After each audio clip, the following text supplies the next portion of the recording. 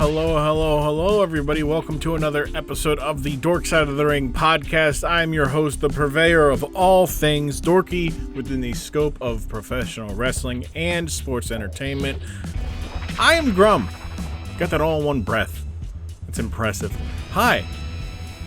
If you're listening to this on the Patreon, congratulations, you're listening to this a week early. If you're listening to this the day it came out, you could have listened to it a week ago. And you could be listening to next week's episode, which we'll talk about next at the end of the episode. But we are here today to talk about Sting and Robocop. The crossover no one thought would ever happen and hasn't happened since. Well, I guess it has happened. There was a convention where you could get a picture with, so it kind of has happened. But yeah, the episode this week, thank you guys for downloading this episode, listening to this episode, liking the tweet at Dorkside Ring on Twitter. I'm actually, as I'm recording this, I'm behind on Instagram stuff. I realized that yesterday, and I just had a wild migraine, but I'm good now. We're here today with my friends from the Grapple Guys. You know 1/3 of them, Jim Jam. And you now will know the other 2/3, Aaron and Luke of the Grapple Guys Podcast, one of my favorite professional wrestling podcasts, the only one I listen to that covers current day stuff. I can't stand anybody else. That's not true. There's a couple other people. I just don't listen to them, with regularity as I used to as a more connected man to the dirt sheets and stuff. These guys, not really. They just talk about what they saw in the week, make fun of it, enjoy it, have some terrible takes. Aaron thinks, real quick, if you're listening to this, I want you to go to Dork Side of the Ring. Okay, Dorkside Ring on Twitter. Okay, I want you to compose a tweet to Dorkside Ring Twitter. Dorkside Ring at Dorkside Ring on Twitter. With the answer to the question, right? Actually, as you do this, there will be a poll.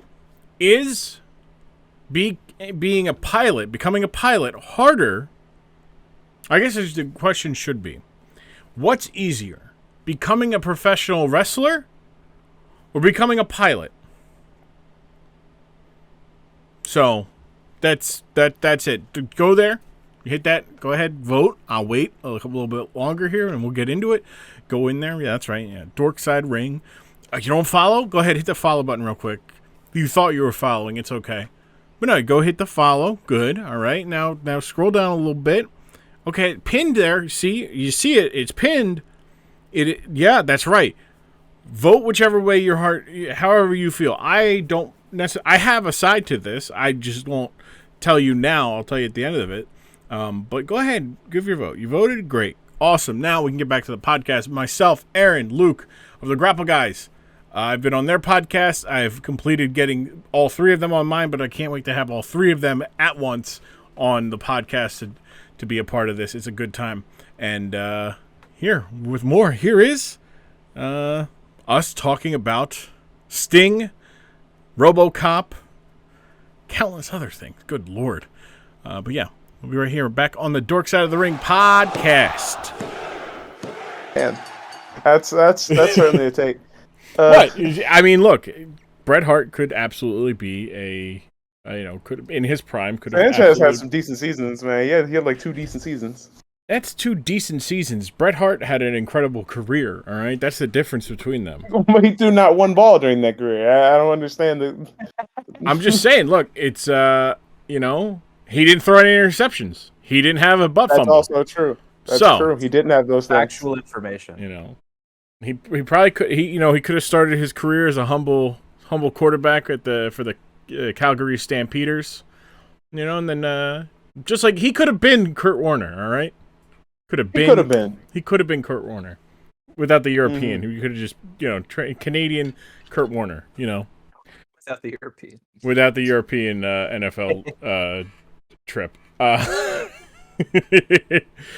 We're here on the Dork Side with my friend. By the way, we are recording. I'm testing out this natural flow of conversation leading into the thing. So, hello to my guests.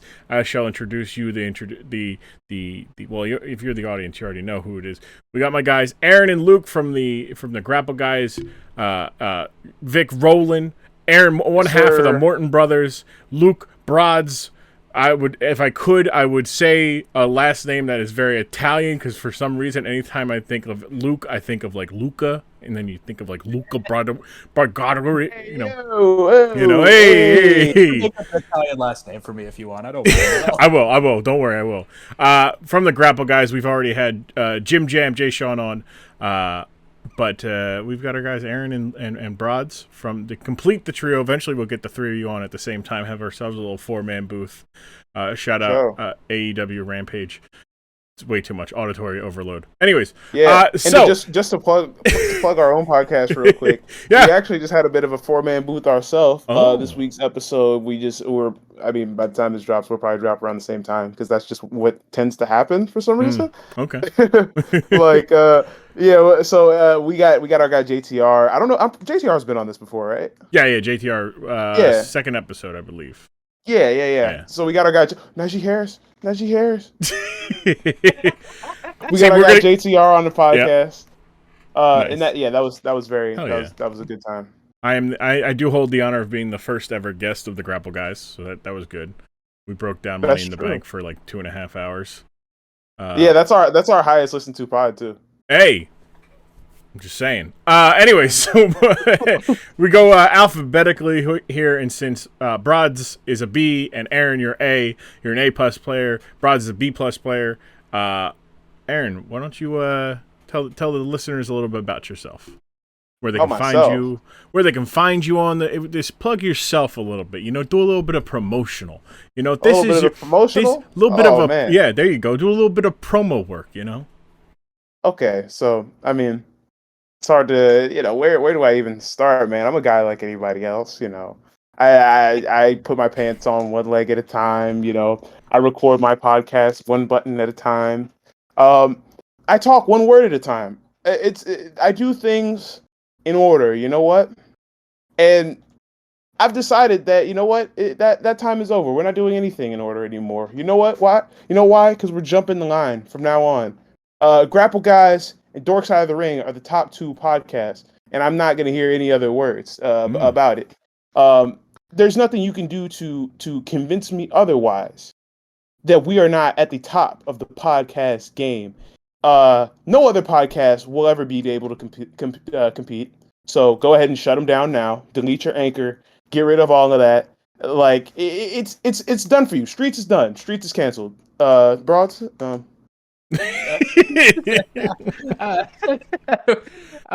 guess I don't know how to follow that. I don't know. I was sitting here going like, hey, are we gonna get like a little bit of plug the socials maybe? Be like, yo, you can all I'm sitting there waiting for it at the end, like. I forgot that. I got too deep. I was trying to tell a story. Got too big. Yeah. I liked it though. I liked the energy. Yeah, appreciate it. Yeah. So, my socials, I'm on Twitter, primarily for wrestling stuff at Solaroid, SOULAROID. I usually misspell that. Didn't do it that time. I'm the man. Go. So, like that. That's where you can find me on Twitter, Instagram. No, you know what? No, we'll keep that one. Okay. We'll keep that one under wraps for now. I want to do more with Instagram, but soon come. Broads, do you want to pick up the energy, maybe do a promo of your own, or if you just want to just plug your shit, you can just plug your shit too. If you don't want to try to, follow, following that is tough. Yeah, no, I won't even lie. I don't think I could follow that. I don't want to try and overcast my fellow podcast hosts. So I think I will just introduce myself as L Broads, aka Luke, and socials. You can find me on Twitter at ATS_2K18. I have another Twitter account, but it's more of a personal one, and I don't feel like sharing that one. So yeah, that's fair, but some people follow me from the Discord on it, but that's okay. But yeah, if you want to find me, the main account that I use most of the time is the at ATS_2K18. There we go. See, we got, and you guys got the Grapple Guys Twitter. It's at Grapple Guys Pod, right? Yes. Our Twitter. Or is it at Grapple Guys? I actually don't know. It's at Grapple Guys is our Twitter. Oh, look at you guys. You guys don't even have to share with anybody. You just are the Grapple Guys. Love to see it. See it. There's no other Grapple Guys, surprisingly enough. That was the disappointing part of it, because I couldn't do Dorkside. because everybody like people like Star Wars side of things would call it the dork side. I'm like, damn, I couldn't do dork side pod. So I just did dork side ring. I was like, fuck it, that works. Like, it's short enough. It does. Absolutely. I could have done dork side ring pod, but I'm like, it's a lot of fucking words in a Twitter handle. Like, I'm trying to lose. Like, I am Grum. I'm just trying to get Grum. There's somebody who has it. There's somebody else is Grum 2M's. Brother. Let me tell you something. All right, a lot of these fucking frauds pretending to be a Grum. I don't know who the fuck they are. If they're related to me, y'all are some fucking assholes because I don't know you. So I just, if we're family and I don't know you, I just assume you're a terrible human being. Even the bad people in my family, I am aware of, I still know them. I mean, they're still assholes, but automatically, like, I give you a chance to prove that you're not an asshole. But look, there's a lot. If you go on like Twitter and just look up Grum, just GRUMM. Right? There's a lot of people that have it I'm like, and I don't understand why. I think there's some guy, like some game related, video gaming guy whose name is Grum, but like it's GRUM. So people just copy it and they throw in an extra M or shit like that. And I'm like, no, I just want Grum. It is currently being held by a private account, a protected account with like 15 people following it and like following nobody. I'm like, who are you? Give me this account.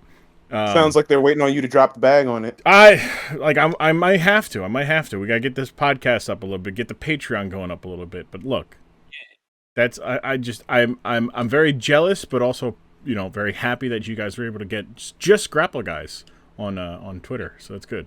Thank you. Yeah, we're glad too. It definitely helps promote the brand a little bit. You know what I mean? Exactly. Just give me a little tease. Makes it accessible. That's the big thing, right? Like you don't want it to be, you don't want that to be like extra. Like, you guys could have done Grapple Guys Pod. I'm sure that would have worked too. But it's just like, man, it's easy, man. At Grapple Guys. Yeah. Come listen to the at the Grapple Guys. Come on. Yeah, exactly. So as you guys know, because you have been closely monitoring the podcast since the launch, I ended up having Jim Jam on first. He was the first person ever on when it was just a little segment for Tyler's podcast. But the the podcast has slowly evolved a little bit, because now we do a little bit of pre-talk ahead of time. I think this is going to be coming out towards the end of October. This episode, right before Halloween. If I had gotten you guys a week later, I probably would have been able to fit in a Halloween theme one, but I'm pretty sure both you guys, as avid wrestling fans, there's not a lot I can show you guys that's Halloween related that you guys probably don't already know about. So this actually worked out for the benefit because I have a bigger pool. So my question is, have you guys ever seen the movie Robocop? I have not actually seen Robocop. Nah. I have also not seen Robocop. Okay, but do you know the premise of Robocop? I know it's a robot cop.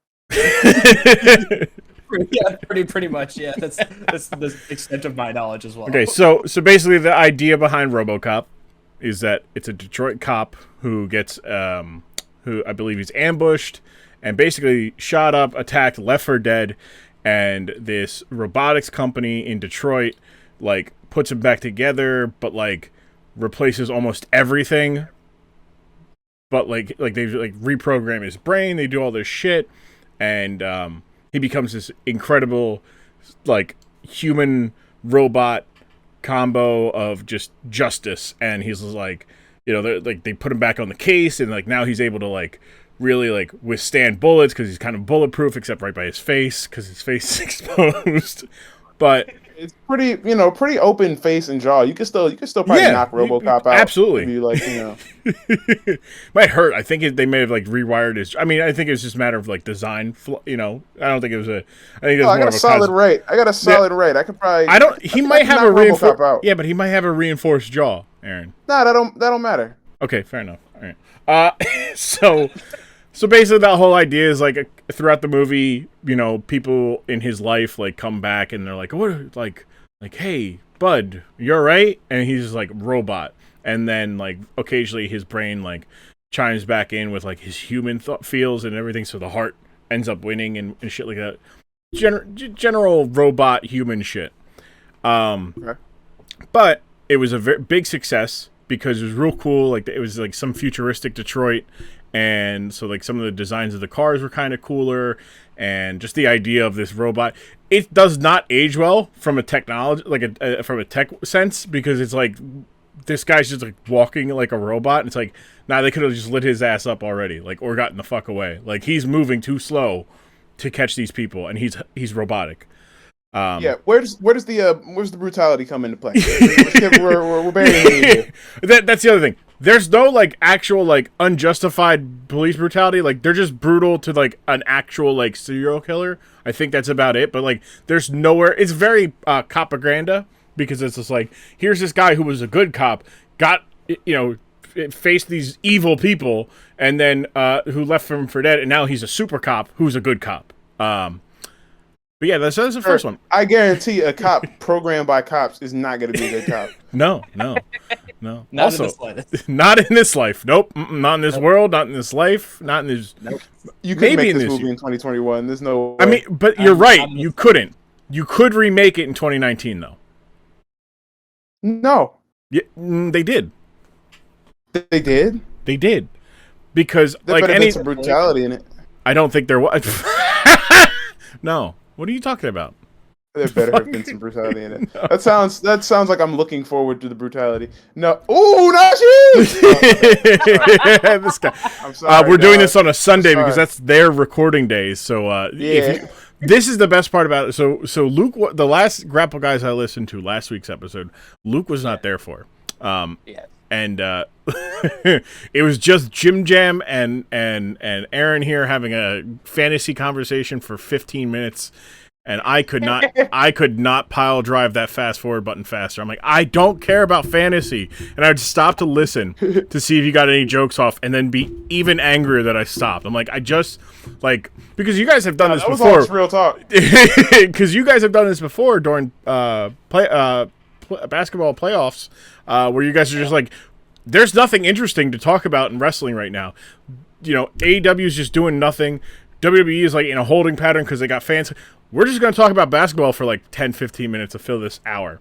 And it's great. Like, that's actually a very, like, just fuck it. We're just going to do this because that's what we want to do. A lot of people would just kind of really stretch out. Yeah, there's no rules. I'd rather just talk about like in the last episode that we just recorded that's about to come out. We talked with JTR for like 30 minutes, just going over some text messages that we saw in a tweet, and then like comparing them to Trick Williams. So like, yeah, it was great content. Oh god, Trick Williams. Yeah, big fan of Trick. Yeah. He definitely. I could look a sidebar. This is we don't really talk about I mean, we do sometimes, but normally it's after the thing. Trick Williams absolutely just said, "Fuck it, I'm gonna do what I want." At least twice during his debut promo. Like, he had to. He forgot his lines. He 100% forgot his lines, but then he also knew that he was like, "Hey, give me this mic because I'm gonna say what I need to. I'm gonna be the last word in this promo. It's gonna be what it is. It is what it's gonna be." Like, I'm like, oh no, that's a bad.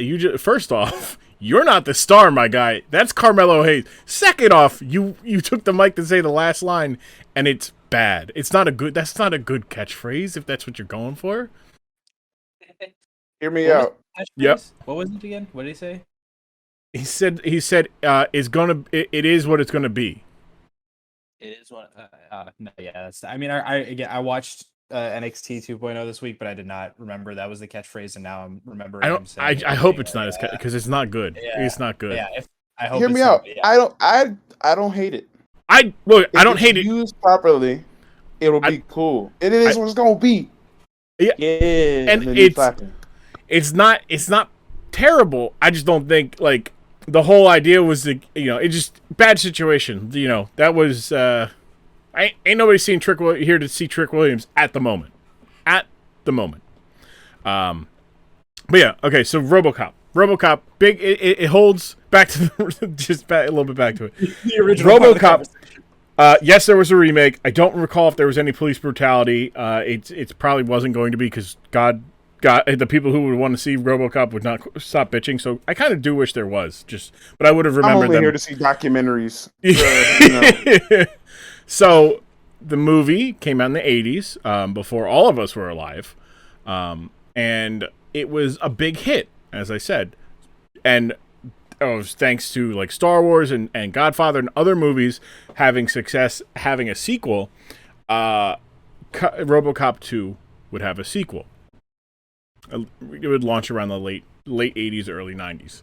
So around the time where I'm born. I know I'm a couple years older than the two of you. I'm the old head.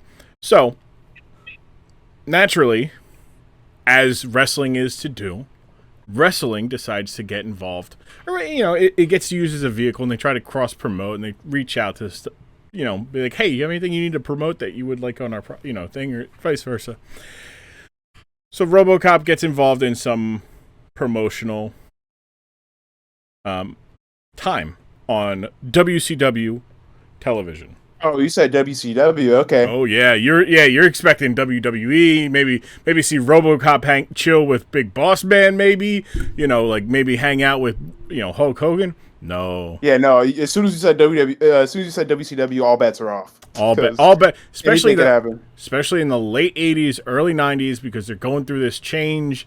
They're losing as a national, a national entity. They're, WWE is just fucking beating them over the head with success after success. They're just printing money at this point. And WCW just got bought by Ted Turner and Turner. So now they have a television. They have more muscle behind them, but it also kind of goes corporate. They put Jim Herd and some other people in charge, and it really, it's just not good. It's not good business. But it does provide a nice little fun, couple months where Sting is promising that he's going to get back at the Four Horsemen, as you will. Sting was always against them, except for when he was with them, and they turned on him. So we're going to watch today. We're going to watch the time that Sting and RoboCop, well, more so RoboCop, saving Sting from the Four Horsemen. Yes. I've seen bits. I've never seen this full thing, but I remember when you started talking about WCW and RoboCop, I was like, I think I've seen we all watch top 10 videos on YouTube and stuff, and I've seen people talk about it, but I don't remember everything. So now I'm very excited because I've seen bits and pieces about stuff like this. What about you, Aaron? Have you seen any bits and pieces of RoboCop saving Sting? Heard of it, never seen any parts. Okay, all right. So this is good. My worst case scenario was that you guys had seen parts of this, which is what Broads did. But best case, no. It's good because as long as one person has not seen it, we can, because it makes it I did a episode of it hasn't come out yet, but it's me and Chet talking about the time Brian Pillman whipped out a gun on Steve Austin. Yeah, you need people who have never who don't. And I got Blam for that. So it's just me and Chet talking to Blam the whole time. And Blam's like, I'm just in awe of his fashion, and also their interior decorations. It's like, all right, but also he goes, so this was wrestling? I said, yeah, this was also edgy television for the time. He goes, he pulled out a gun. He said, he goes, what happens when Austin 316 meets Pillman 9mm? 9mm. It's and I'm sitting there I did this week's episode that comes out tomorrow is Bask and Pat. And Duff Guy, who are not wrestling fans at all, and I'm like, good. I can grab some well-known thing. I'm gonna do the milk bath, the Kurt Angle, Kurt Angle, yeah, and I'm like, that's good. These two probably they've seen the gifs, but now they get the context. So we did that. Yeah. But no, that's why I kind of like I like doing this stuff. I was like, how far back do I want to go? Because I can go back real far and find stuff, and then I was like, you know what, Sting and RoboCop is pretty good. The two of you are young enough that you probably haven't fully seen it, But yeah, this is good. All right, so we're going to sit here. I've got it on the Peacock, the Cock Network, Capital Combat 1990. Time code is 1 hour, 28 minutes, and 18 seconds is what we're starting from. Here on the Grapple, not the Grapple Guys, here with the Grapple Guys on the Dork Side of the Ring podcast. We'll be right back.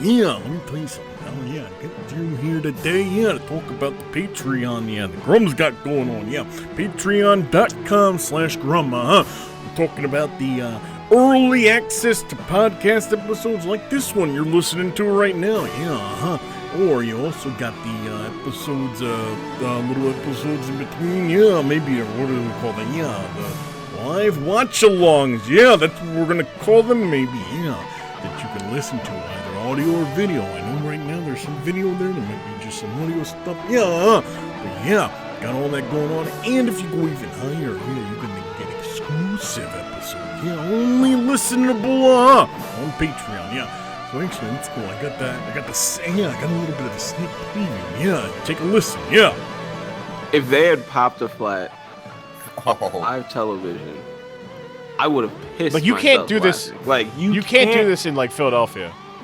There's way too many potholes.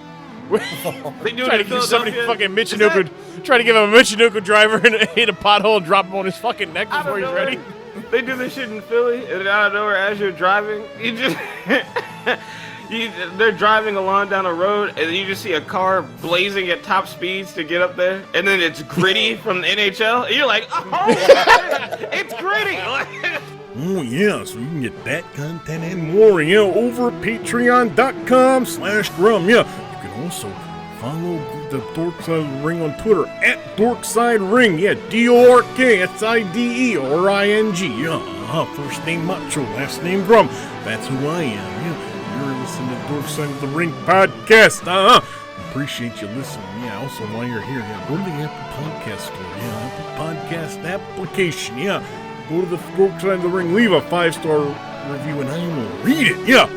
Do it now, do it later, whenever you do it, though. Let me know so I can get my reading glasses on. Wrestling is a lot more fun. No one's taking it that seriously. Dig it. So we're back on the Dork Side. That was all of not even 5 minutes. It's very short, but it's a lot to talk about. Starting with, I don't even know if I agree. I'm like, why do they do that? That's all right. So it starts right. It starts with Jim Ross throwing it. He's advertising the Great American Bash, and then he throws it to Gordon Soley, the great Gordon Soley, and he's like, hey, he's back with some news. Sting in there, and he's just like, I'm back here. Sting and Robocop are coming in, and there's security for the robot. Like they're putting their hands in the camera. The camera's doing the funky like staticky. You're getting occasional shots of Robocop. Robocop's getting the superstar treatment here. He's getting a full-fledged security. They had him out here like Goldberg. He moved as good as Goldberg does right now. Yeah, absolutely. Could have had me better even. Oh, I would say better. I just love that they're like, Robocop is here, and like this guy, this who is like a robot cop needs security. It's just so funny to me. It's just like, and also like you mentioned with the camera shots, like the literal, like the static goes, and then it just you see like a glimpse of like robot foot walking, and the kind of like that goes, part. And then I didn't hate it, to be honest, but also I'm just like, this is RoboCop getting, as Grum said, the superstar tree, getting a better entrance than like some people do like nowadays or even back then. Like they, and then we get what we get after he gets this big entrance. I'm still in awe. I can't. You know what I'm thinking. What I'm thinking. So, right, those cameras were all at wild angles. Yep. Does RoboCop just give off like a brutality haze around him? There's just everyone just is immediately hurt by him, by his presence. Maybe. Clearly. Cause dude was on the floor. It looked like the cameraman was getting his ass whooped. Like I don't even know how else to describe that. Like why did they do that like that? I mean it looked cool. Yeah, I don't know either. Like I don't understand. Like I said, like and also not to enter the arena with Sting. Like you don't see Sting at all. It goes straight to Gordon Soley, who is just talking about Sting and RoboCop coming in, but you only see RoboCop and his security, who also don't follow him out to the ring. Like they're like, oh, here, go ahead. Like you're a robot cop. You can leave. Yeah. Oh yeah. By the way, why do we need to come out? Like, and these are Secret Service level. They got the glasses. Like these are like when you think of like a Secret Service like in a TV show, like that's what it is. They got the earplug, sunglasses. They got pens in their chest that are like probably like little like one-shot guns or something like that, and they're protecting a fictional character who I guess isn't a fictional character, but is a fictional character. Wrestling is weird in that. Yeah, hold on. Yeah, I don't get that, right? So okay. So he's a movie character in a movie reality. Ooh, ouch. In a movie reality, but he exists in wrestling. So wrestling, by extension, exists in the RoboCop universe, right? Am I wrong to assume this? This feels like. All right, so is wrestling like an alternate universe? I don't know, right? Okay, so RoboCop comes out in '87. This promo happens. I'm trying to see because I swear it takes place in the future, like the setting of the movie. Yeah, this is the '80s. Like Sting was wearing Zubaz pants. In a dystopian near future. I don't think they precisely say what year RoboCop is set in, but it's in the near future. But like it's in the skinny jeans era at least. Like, come on. Yeah, but like yeah, like does RoboCop have the ability to time travel or multi-dimensional travel, or was WCW set in the same era of RoboCop? If so, why didn't Sting stop RoboCop from turning into a robot in the first place? Huh, Sting? Huh, Sting? I thought you're the Stinger. Aren't you supposed to be the hero? You lame-ass motherfucker. Like, what were you supposed you just sit there in your Zubab pants working out at Gold's Gym? Huh? I did not expect this to didn't save RoboCop? What did you not say? You didn't save Riggs? And another thing, why did he come down to the ring dressed like he just woke up? No, he didn't just wake up. That's the thing. That's what they wore. That's what people wore in the 80s, specifically wrestlers. Zubaz, loose-fitting tank tops, and high-top sneakers. Like he was, I don't know, man. He was outside before all of us were outside. Thought behavior. I did not expect this podcast to turn into rolling Sting into the pack. Oh, buddy, here's the thing. I have my own wheel of slander here. My wheel of slander is only Sting, though. It's just anytime I get to pack up Sting, I will pack Sting up. Let's look at the facts here. Sting has never done anything like even remotely cool. If we're really thinking about it, like what's the coolest thing Sting has ever done? Fall from the ceiling. Fall from the ceiling and be revealed under a like a curtain in WWE that nobody expected him to be under. That was cool. That was cool. Yeah, it was definitely hot there because his paint was coming off. Yeah, but yeah, no, like Sting. I've said this before. He is the Paul Pierce. Sorry, broads. He's the Paul Pierce of professional wrestling. He has a case. I will not sit here and say that Sting is not a Hall of Fame caliber talent. I will not say that he was not over. I will say, though, he was not the most important person in his company at any point in time. Yeah. And when he was, the company was on a downscope. Yeah, they were already heading towards that we're gonna sell eventually because we're starting to lose the ratings war, and we don't know what to do about it. Like if you want to go when he debuts, I've talked about this before. You go back to listen to episode 2, but when he debuts, they put him in the ring with Sting to really make him, hey, this is our guy, this is our babyface guy, yeah. Thing is, he's like Ben Simmons. Whoa. Is he? Yeah. No, he's like Ben Simmons because he's horrible, right? Whoa, everybody likes to pretend that he's good at certain things. Who is this? I invite you on my own fucking podcast, and you're gonna insult me like this? How dare you? How dare you? All right, look, my guy Ben Simmons is flawed. Yes, he has a flaw. So therefore he is flawed. He is better at nearly everything else than Paul Pierce. I'll say it. I'll say it for the sake of a take. All right. He's a better defender than Paul Pierce ever was. Better playmaker. I've ever heard. Better than Paul Pierce as a playmaker. He's a better rebounder than Paul Pierce. Only thing Paul Pierce he parties better than Paul Pierce, and Paul Pierce is a pretty good partier. All right.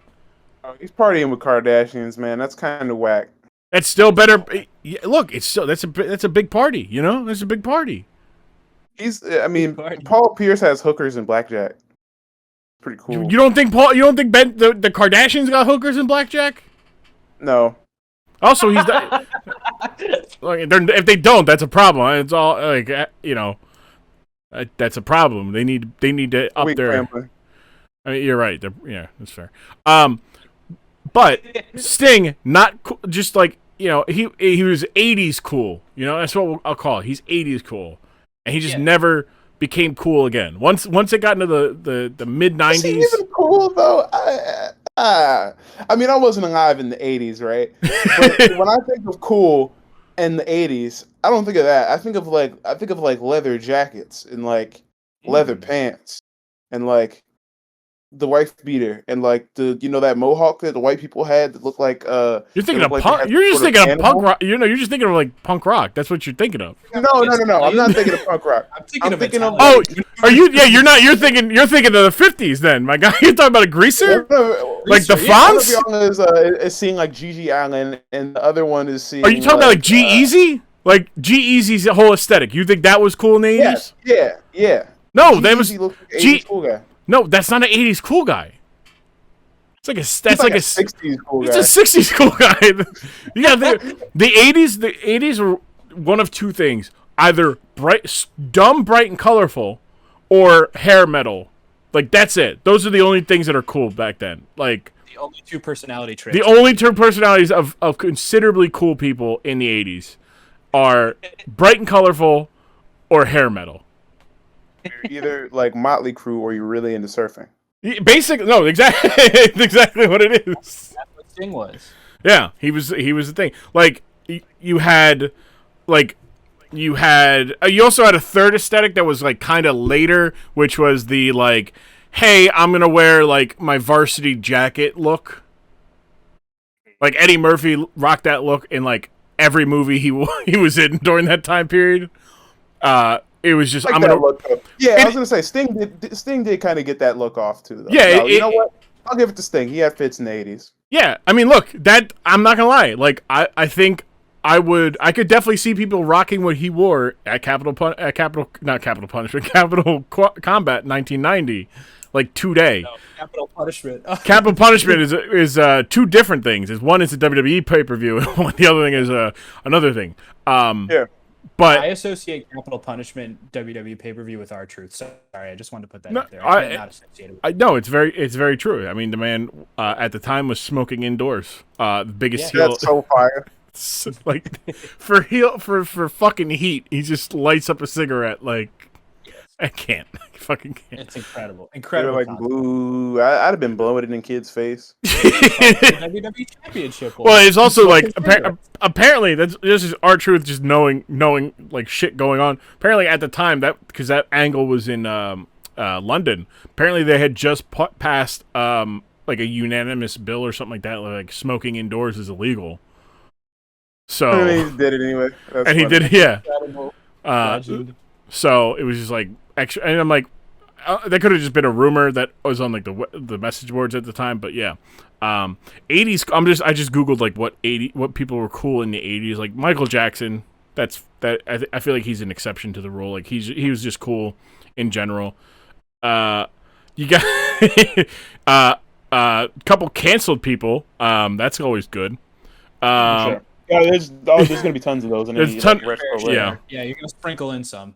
Yeah. But yeah, you got Tony Danza. Like if you were either a jock or a hair metal, I think at this point, because like every look is just a jock or a pretty boy jock, and then just like the occasional just my hair is a lot bigger than it needs to be looks. Like yeah, those I respect those kind of looks personally. Like I guess you also had like Arnold and Sylvester Stallone and oh yeah, like that's like Harrison Ford black t-shirt drip. Yeah. But also you have you got fucking this fucking picture of what's his face with the thick ass mustache, Burt Reynolds. Rocking Say this. in the 80s, that could have been anyone. That could have been Tom Selleck. Yeah, no, but Burt Reynolds. Much like Ron Simmons, who similar at this time was in WCW. But Burt Reynolds is rocking this like fluorescent red and blue Hawaiian shirt that's like three buttons out of 10 are buttoned. And it's like, yeah, no, like this guy is like I can see why women loved him. They absolutely went crazy for the man. Hard. I can't even he was a thick ass mustache. I wish I could grow one of those, low key. I think I could really pull it off, like the really thick, like I'm the lawman type of mustache. Carl Winslow, you need to be Carl Winslow from Family Matters. Right, yeah, like one of them. But like a half Fu Manchu where it just goes like around my like the bottom of my lips. Oh, so you want the Hogan look? No. Hogan has the full Fu Manchu. I want like the half Fu Manchu. So you want to stop it like at the top, like where your top and bottom lip meet. Then exactly. Okay, right. There you go, right there. I mean, you pull it off, man. You guys just gotta let it grow. Hopefully, I have to take some sort of supplements. I mean, my facial hair is trash. Why not? Just keep doing it. You're not contracted yet. Like you can do it. True, they keep on telling me to do the juice. Do I was just gonna say just HGH. Just go the expensive and somewhat legal route of HGH. You know what? I was kicking around the ideas, but I'm not going to talk about it on the podcast. Don't You know what I do want to talk about is why was this segment so short? Why? That's right, and that's the thing. You have one of your top two baby faces in Sting. I believe Sting at this time is also coming off of injury. I believe he got hurt in '89, and in '90 he was coming back. They had turned Lex Luger face as a result of it, so that they would have a big muscular baby face to go against Ric Flair. And they played on the whole like that Lex and Sting are best friends in real life, and it was there to do it. And Sting is coming back, so he might have not been able to do full. He might not have been cleared to do full contact because he doesn't take a bump. He just gets shoved into a shark cage. Why the shark cage? Okay, so right before then, there was a match for the United States Tag Team Championship between the Midnight Express and the Rock and Roll Express. And Jim Cornette was put in the cage to be at ringside, as per the stipulation. So this was right after that match. So props to WCW for coordinating this at a proper time. But, like, that was your best use of Robocop? Also. Right. Like, I mean, I felt... Okay, so you say Sting can't bump at that time, right? Mm-hmm. Why can't he talk? Like, they could have done some talking before this. Like, nothing. Nothing. No. Like, I would... Like, it literally... So, we're talking about it for the audience who did not watch along or did not go and watch it. The Sting comes out. And he's like high-fiving the fans. He's talking, and they go, and Robocop, the administering justice, Robocop, and like Robocop like fucking saunters out there like I'm like Jesus Christ, like some full 30 seconds to get to the shark cage. Absolutely. So while he's coming out, Robocop, the three of the four Horsemen, Ole Anderson, Arn Anderson, and Sid Vicious, throw Sting into the shark cage, and they quote unquote lock him in there so that they can beat up RoboCop. And RoboCop goes straight for the cage, bends two of the things, and in doing so opens it, puts it, shuts it, closes like a normal door. like a normal door. Yeah, he as opens it like a normal door and then closes it. Closes it so that he can do the whole thing of lifting it up and throwing it on the ground. And my God, it was yeah, I can see why RoboCop 2 did not do well in theaters comparatively. Nope. My biggest I mean, again, aside from what you guys already pointed out, in that he opens the door and like breaks like part of like the inside like poles or whatever you want to call them, and then he's like, oh wait, no, I actually got to rip it off, close, and then rip it off. Aside from that, okay, never mind. Hold on, finish your thought. You're good. The other thing that is like, again, I don't know, is like the actual like actor from RoboCop or whatever, or is it just someone they hired to play? Do you know? So it was claimed for years that it was the actual, it was actually the actor Paul Weller to show up. That they got the actual actor RoboCop, got him all. They didn't. Sting came out and was talking about it at like a Starcast a couple years ago, and he was like, "Yeah, no, that didn't happen. No, that wasn't. That was just some guy, like some guy who kind of looked like him." Dang. So then so that furthers my point of like, why can't I understand it's RoboCop, he's moving around like a fucking robot. So I understand like how you don't want him to, like, he may not look like he can get super physical or anything, but why not have him, I don't know, like throw a punch or like do something cool that you would want RoboCop to do in a movie. That's my biggest gripe, is that he literally, like you said, he comes out, he tears off the door, and then that's it. I was gonna say, you ain't think him bending those bars was cool? I thought it was alright.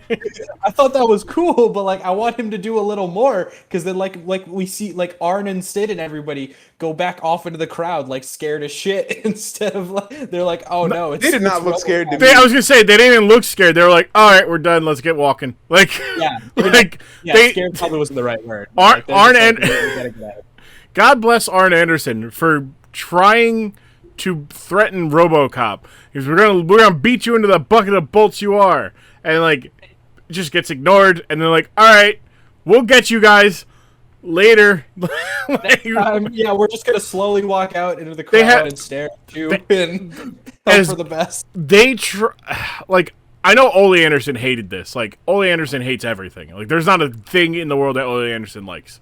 Man, just he likes wrestling, but he hates wrestling at the same time. He's much like wrestling Twitter, but one could say Ole Anderson is the original wrestling Twitter user. But the fact of like that he like is involved in this makes it even funnier, because I know he's talking about like backstage. He's like, oh, this is shit. This is such shit. This is what's wrong with this company. This is why we're not doing anything good. And I think at this time he's booking in 1990. I think he's booking, but he's also dealing with like corporate. So he's booking, but he's not the president at this time. So it's just one of those things of like, he's just kind of like, fuck it, I don't want to do this, but I have to do this because my bosses are telling me I have to do this, and he's just not trying. Arn Anderson. Arn's trying, but and then you have Sid Vicious, who I think has been in wrestling for like 3 or 4 years at this time, and he's just they're just trying to keep Sting in the cage, which is just funny to me. Like, see, we were talking about it. It's just like, oh yeah, you got to be pretending to try to reach in there, like be like, I got to get out, let me out, and you're just like, I really can't. That door was unlocked. He's doing his best. He's just like, let me out, guys. Let me try and not accidentally push the door wide open for like it's so funny. It is. I don't understand. Like, I think the thing about it that makes it even worse is to like what you guys are saying. There's nothing else. It's literally that, and then the cameras are like watching Sting tell RoboCop that he did good and thanks him, and then they just walk back. Yeah. stuff like this makes me look at the mark so weird because it's like, yo, I hear people be like, yo, this is the worst segment of all time. That segment that we just watched was worse than just about any segment I've seen in maybe like 3-4 years. That joint was horrible. Look, people nowadays will say that wrestling is terrible. And it's not. Wrestling is fun. Wrestling is always fun. What is terrible is that you compare things to different times. Like, oh yeah, like I remember being as a kid, I loved watching, Stone Cold Steve Austin, flip off the middle finger. It's like, yeah, but how do you feel about like Val Venus like fucking every woman that he can and like bragging about it? Do you think that and that being his entire character? And they're like, it's yeah, no, it is pretty good for a character, absolutely. But they'll be like, yeah. I'm like, oh, what about the time that Mark Henry was just banging an 80-year-old? Oh, it was funny. Okay, all right. So how is that any different than the funny thing that's happening here? Oh, I just don't find this funny. There it is. It's just People not funny. just choose to not find things funny. No. I mean, and that's it's fine, I guess. Not everybody has the same sense of humor, but. The problem, like you said, everybody's comparing things to old things, and it's like, well, if you want something, the old thing, you could just go back and watch the old thing. Yeah. As opposed to just trying to recreate it. Like, you don't gotta, everything doesn't have to happen twice or have like a modern comparison or like be contextualized modernly. Like we gotta, some stuff's gotta die, to make room for other new stuff. So let's keep that in mind.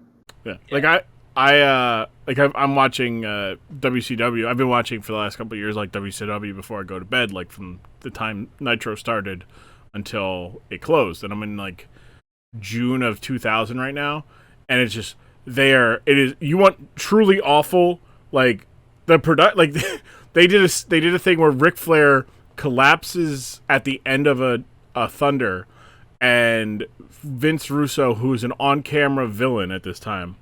And the rival of Ric Flair at this time holds a funeral for him.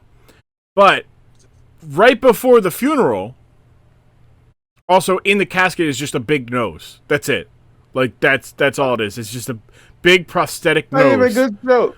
No, it's not. But right before then, I think I want to say Mike Awesome gets thrown into a ambulance because they're building up an ambulance match between him and Diamond Dallas Page, and he gets put in an ambulance, and the ambulance drives away, and they cut to a segment of Vince Russo and the New Blood walking the casket to the ring, and of the people there is Mike Awesome, who we just saw get thrown into an ambulance.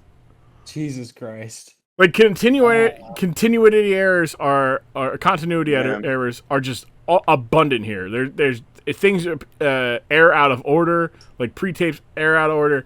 It's bad. WCW 2000 is the worst. Nothing that WWE does that is terrible today is as bad. It's just boring. Like it's bad because you find it boring. 2000 WCW was bad because it was bad. This segment was bad because it was bad. The only positive was that it was short. Because like trash. Like, could you imagine if they actually wanted to like at the same time? Well, I'm with Broads on like I would like to see some physicality, but at the same time, it's very hard to do physicality with a robot man who moves like 0.1 step a minute. To see him throw a punch like a robot. And he surely would have fucked that up because he fucked up opening a door. It's like who's gonna expect a headlock out of RoboCop after that? Yeah, you want RoboCop to put someone in a figure. You're not going to see a Canadian destroyer from RoboCop. I can tell you that much. You know who you will see a Canadian destroyer? Man, Aaron stole my line. Go ahead. Sorry. Ron Funches. Ron Funches is the answer. I was just going to say everybody. I thought you were going to say Bad Bunny. No. This time Ron Funches. Ron Funches did a Canadian destroyer. He wrestled Tony Deppen at GCW. Yeah, I heard. I mean, it was a good match. Like from what I heard, all things it was fun. It's just like Yeah. everybody's hitting a Canadian destroyer now. Like, Bad Bunny does it and everybody wants to do it. Bad Bunny, a trendsetter, some would say. Bad Bunny, yeah, moving the needle. Moving the Yes. big, yeah. He's setting the standard, the Yeah. bar. He is raising the bar. He is the bar. He is the bar. How many other taglines can we take? He's ahead of the table. Head of the table, yeah. Some say. Some would say the CEO of the Tribal hurt chief, business. Bad Some would say he's elite. I don't know. Yeah. Some would say he's he's a super click in it to himself. Bleh. Him and Damian He Priest. is the power of positivity. Yeah. Certainly. I'm gonna get yelled at for that one. Yeah, someone's gonna kill me for that one. Oh yeah, no question. That was horrible. But you know what? We're gonna let it lie on the podcast. So that's a segment. Like it's a 4 or 5 minute segment, and like they throw together. And I think what their goal was to get people to watch their next pay-per-view. Like you already bought this pay-per-view for RoboCop. Hey, if you liked what you saw up until this point and seeing RoboCop with Sting, here, check out. We'll be on pay-per-view again. And Gary Michael Capetta, God bless him, couldn't even get through the plug properly. He's like, the next time that World Championship WCW... That little sheet of paper was beating his ass. Words were... The English language is... He could not... Next time on pay-per-view, it's where you could see...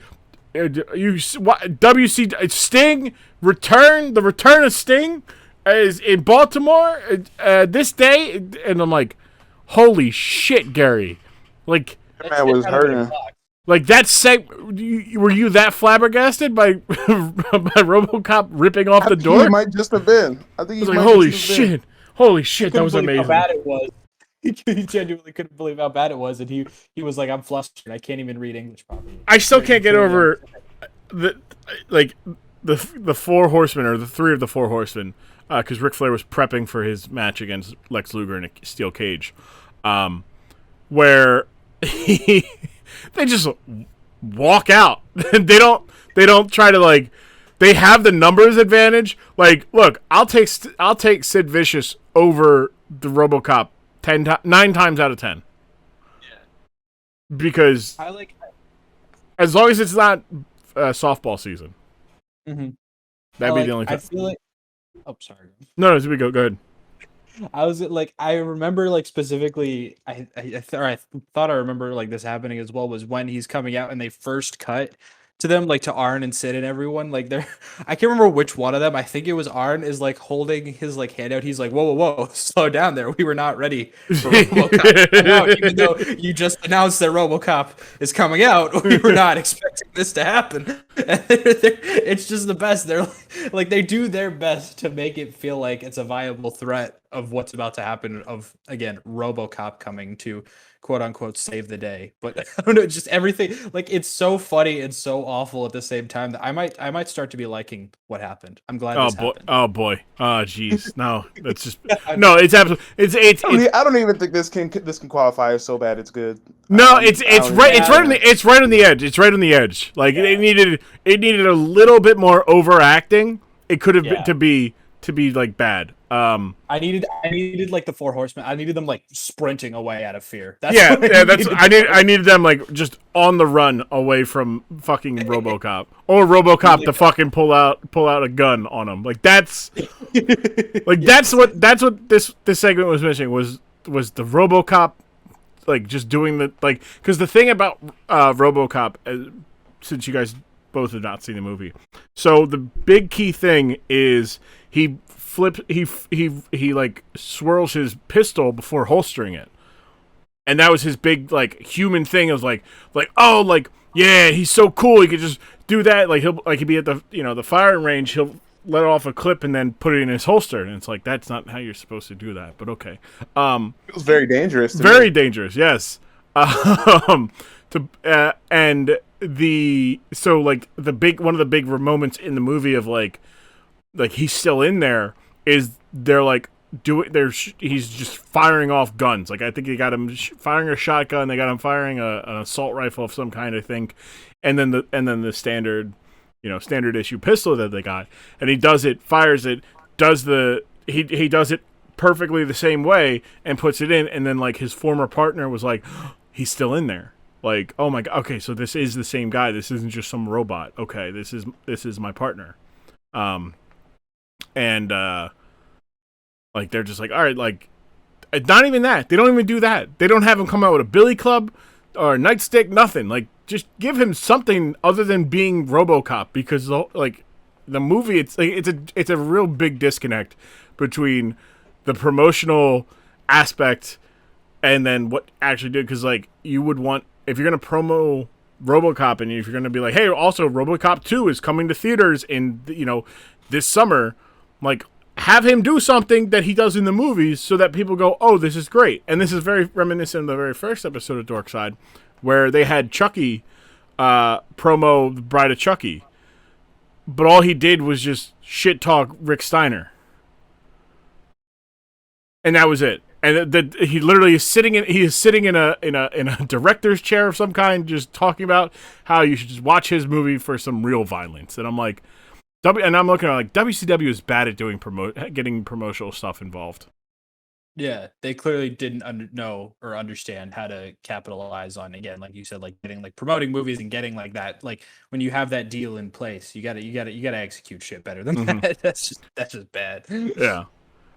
So that brings me to some questions here, because I do want to, because I was like, this is gonna be a short one. There's not gonna be too much for us to talk about. It's 5 minutes to talk about. We've killed roughly 40 minutes here off of 5 minutes, which is great. So could there have been a worse television or movie cop to partner with Sting? Like just the same idea is that they come to save Sting. It might not be the feat of strength, but I talked about Carl Winslow from Family Matters. I could just imagine him with Urkel, and he's like just yelling at Urkel the whole time. That's an incredible image. There's like, give me Officer Barbrady, South Park. Now, are you doing a human version of him or like the actual? Because at this point, like normal Barbrady. Give me cartoon Barbrady. Because I think he'll shoot somebody, even if it's an accident. He would absolutely shoot Sid Vicious. But he'd see him just the size of Sid Vicious. No question. Are we talking like cops from like movies and shows? Like, movies. No, you look any like. Are there worse people that could have come out or just anybody you would like to see if next to Sting trying to rescue him and facing off the four horsemen? For some reason, Detective Olivia Benson from Law & Order SVU would come to mind, and that's a very funny image. I don't know why. That's pretty good. Like every time I think of like show or movie cop, she's like one of the first people that comes to mind. I don't know. I'm just thinking of her like with that strut that she does when she walks sometimes, especially in like the later seasons of Law and Order where Stabler's not there and it's just her holding like her side where she has like her gun or something just strutting in. I can't get that image out of my head now. I'm now thinking of the John Mulaney Ice-T bit. Where yes, or like when someone he's like it's like Sting is explaining to Ice-T's cop character. He's like, all right, so they're the four horsemen. You mean like the apocalypse? Kind of. You mean like pestilence and famine and war and in theory, yes, Ice-T. But there's four of them. You're getting it. Like just like I'm like bring one the end of the world, right? Yeah, it does. So what you're telling me is that these guys and Ric Flair, they work for Satan.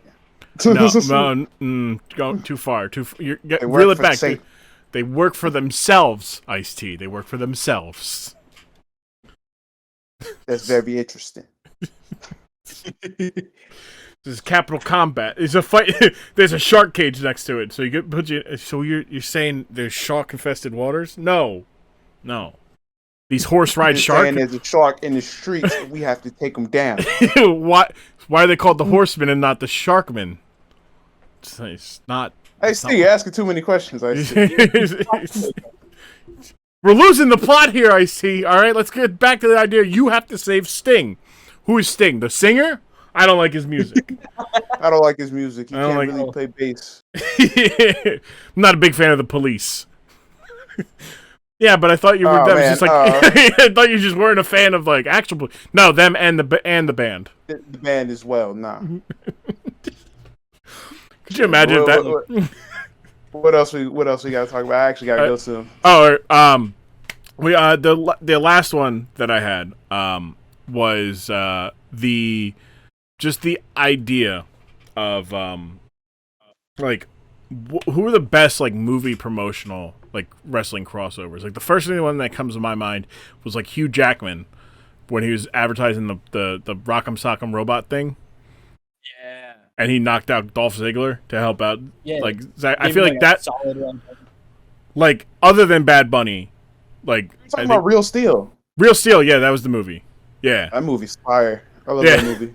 But like, because we were talking about like doing something that resembles the movie, and it's like, oh, Hugh Jackman is a boxer, so this makes sense. He knocks him out. Okay, this makes sense. Like, it's like because movie crossovers. Yeah, I really can't think of that many. I was trying to think of like David Arquette is one that's bad, but also kind of good because like his whole thing is the movie. But yeah, does Stephen Amell count? Who? Stephen Amell? I would say Stephen Amell counts. From like his original WWE, like because I made like some AEW or not, what other he did the All In against Christopher Daniels. He had a match.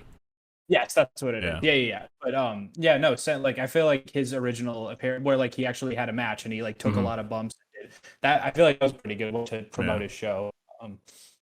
Yeah, because like Bad Bunny is obviously up there to promote his tour because that's all it ended up turning. That was the greatest thing. Where it's like the next night they do, you came to our world, now go rule yours. And they gave him a fucking Bad Bunny sledgehammer. I always thought that was just very cute. That was so great. Cool. But yeah, I can't. That's a good one. Go ahead.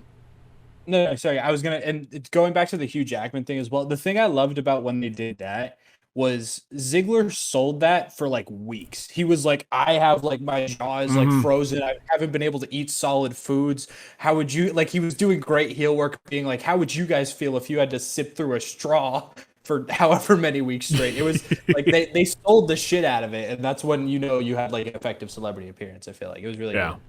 Yeah. Honorable mention to the Zombie Battle Royal. Okay, you know what?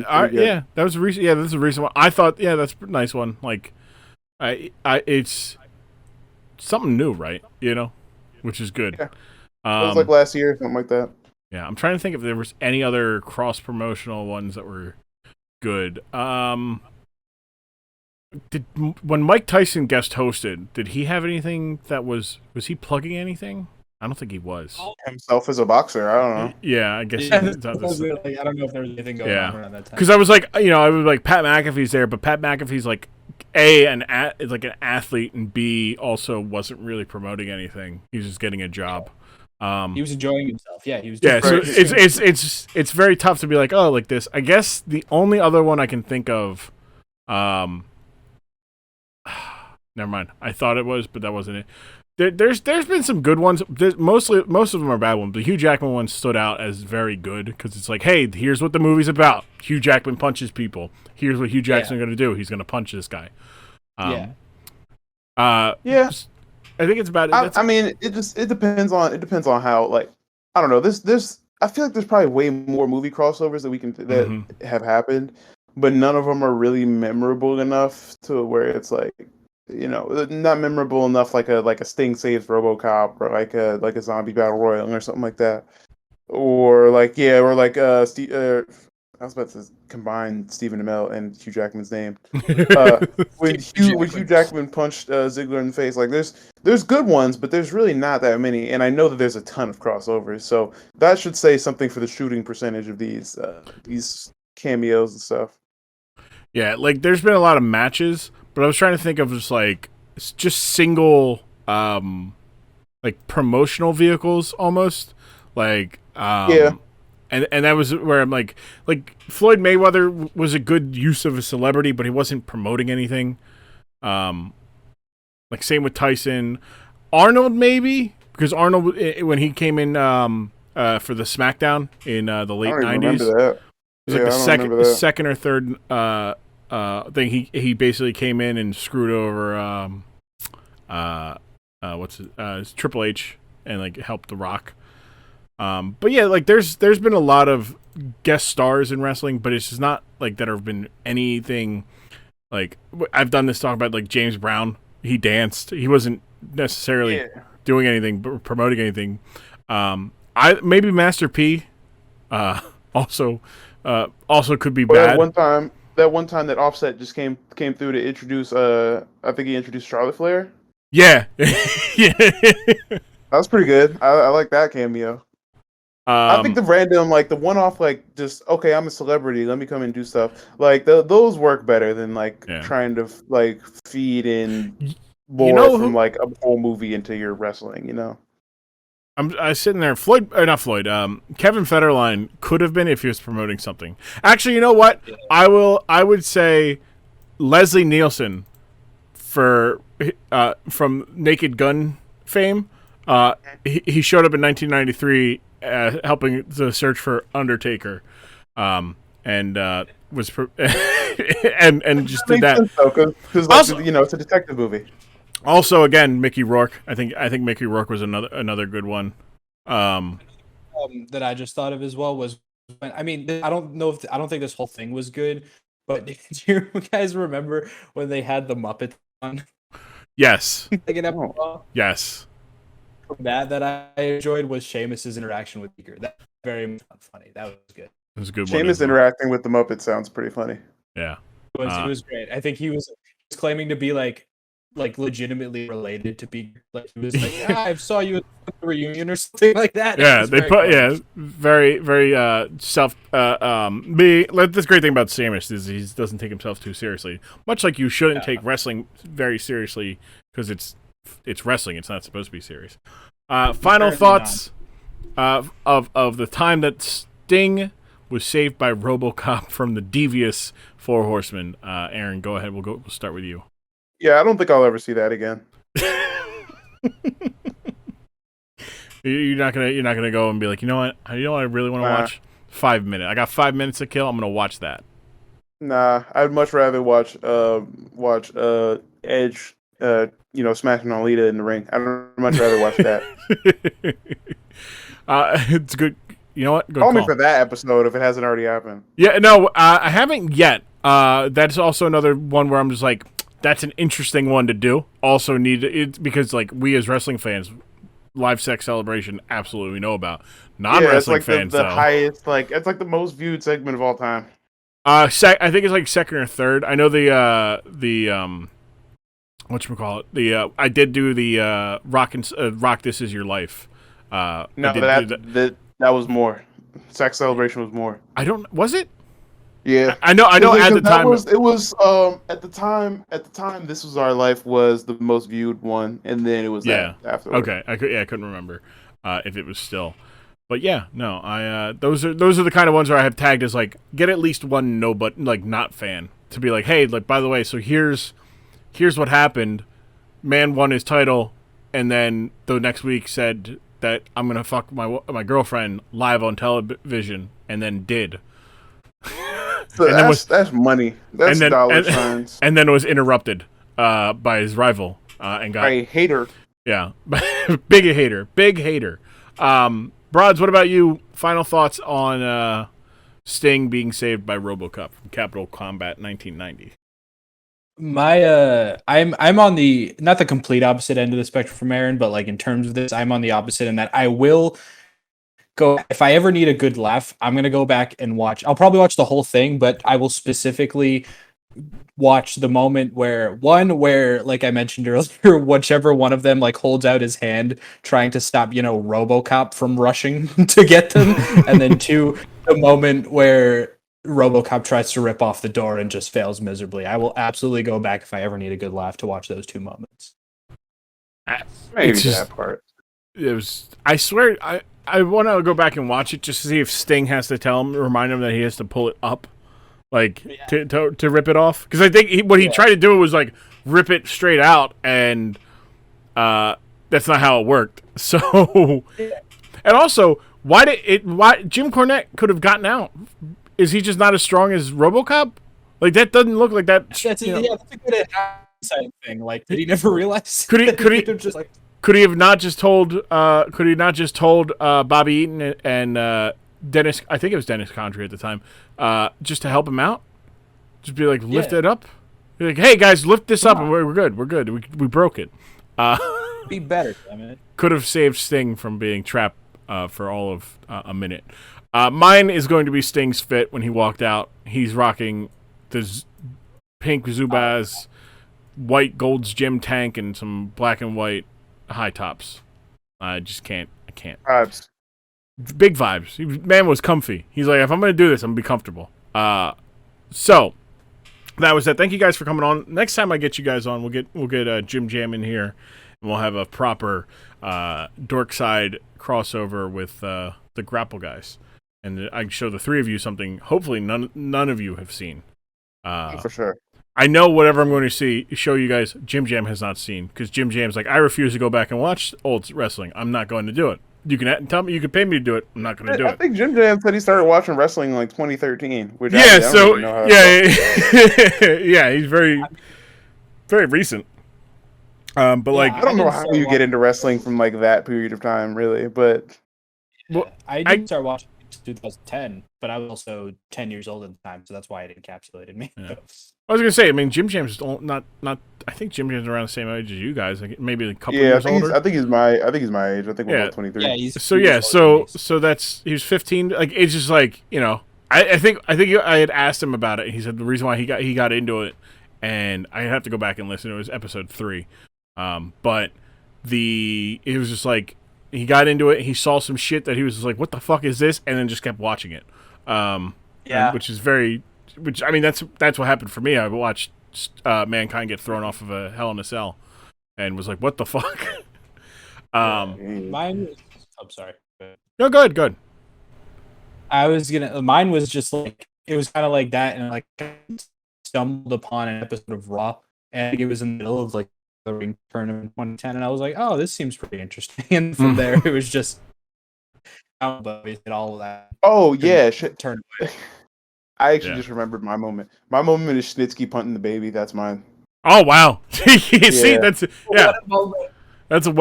future dork side. That whole I'm just gonna do the whole program of Gene Snitsky basically committing infanticide. I love it. It's just ridiculous. Fucking great ridiculous. content. Gene Snitsky, who is like 90 minutes from where I live, so hopefully we don't talk. I gotta get people who will talk nice about him, so he doesn't try to come kill me.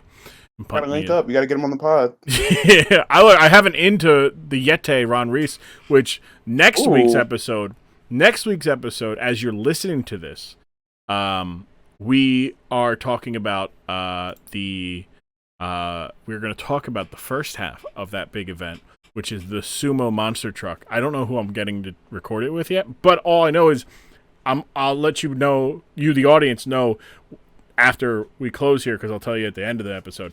But yeah, so that's what I'll be talking about, the sumo match, and then the week after the Yeti's debut. So that'll be good.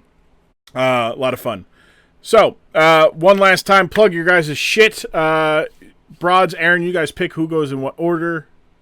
Social media stuff, where the people can find you, what you're working on. So Solaroid on Twitter, SOULOR. See, I told you I usually fuck it up. SOULAROID on the Twitter. Give me a follow. Follow at Grapple Guys. Luke.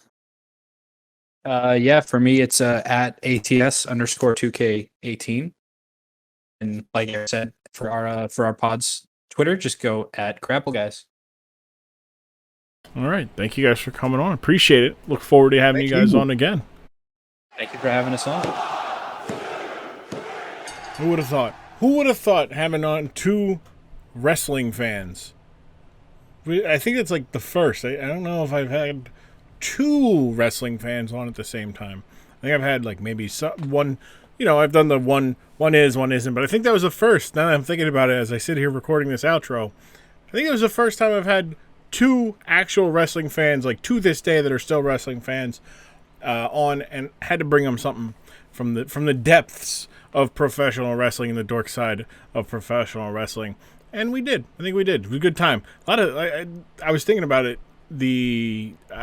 While we were doing it, as you could I feel like you could probably tell. I was trying to think of some good ones, and the Leslie Nielsen one was a good one that I pulled out of nowhere for the fake Taker. Who is the real Undertaker? That was like I wasn't really like consciously alive or consciously a fan, but it's definitely something where like going back and rewatching those old Monday Night Raws and they're making a big thing. I think I gotta include that on the dork side of the ring. That entire series of Leslie trying to find, going all, Naked Gun on professional wrestling, right? So thank you again to Broads, Luke, and Aaron for coming on. Check them guys out. Grapple Guys Podcast. It's available on all major platforms on your words are tough, especially when you got a burp.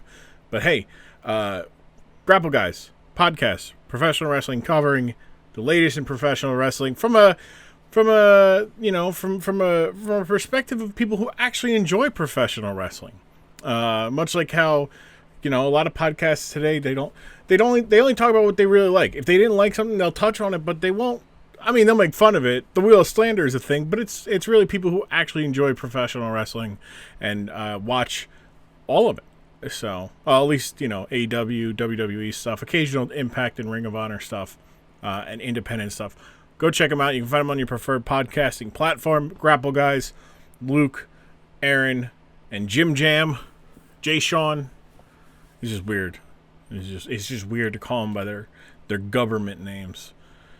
God, can you imagine if you guys called me by my government name? That would be weird, right? Anyways, I'm Grum. Thank you guys for coming on. If you guys don't already, go follow us on Twitter and Instagram at Dorkside Ring. Follow me. Follow my Instagram on Twitter. I am Grum. If you haven't already, go check out the Patreon, patreon.com/Grum. Join the Discord, join.grum.tv. Check out my Twitch for now. We're running out of time for me being on Twitch as we're doing this. This is like what, mid-October. So, 2022, I'm not going to be on Twitch officially. I'm going to offboard all that stuff. There's a whole video I need to do. Maybe I'll do that after recording this. But thank you guys so much for checking out the Dork Side of the Ring.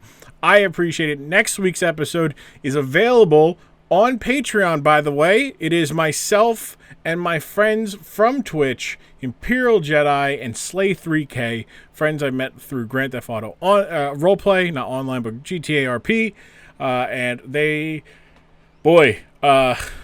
it's a doozy. It is the sumo truck match, the sumo monster truck match from Halloween Havoc 1995. It is wild to think about a year later. Wrestling is shaping up to becoming what it was in the peak of the 90s. But it is fun. We do a two-part because next week is, as you might be listening to this as a non-patron, next week is the week before Halloween. I figured since Halloween falls in between two episodes, we can do a little bit of a twofer. And this thing, the topic, in Halloween Havoc 1995, this is a dork side double dip. That's right. We're going to do a dork side on the sumo monster truck match and on the main event of that night as well. That'll be the following week. We'll talk about the guests in that and all that stuff next week. But this week is over. Thank you guys for checking out the podcast. Tune in next week when me, Imperial Jedi, and Slay 3K talk about the monster truck sumo match from Halloween Havoc 1995. That's a WCW event. I'm very thankful to have you guys here with me again. Thank you so much for your support in all forms, be it free, loving, appreciated support, or financially appreciated support as well. I love you guys. Thank you so much here on the Dork Side of the Ring. I will see you guys next week. Remember, wrestling is so much better when no one is taking it that serious. Thank you guys. I'll see you guys here next week on the Dork Side of the Ring podcast.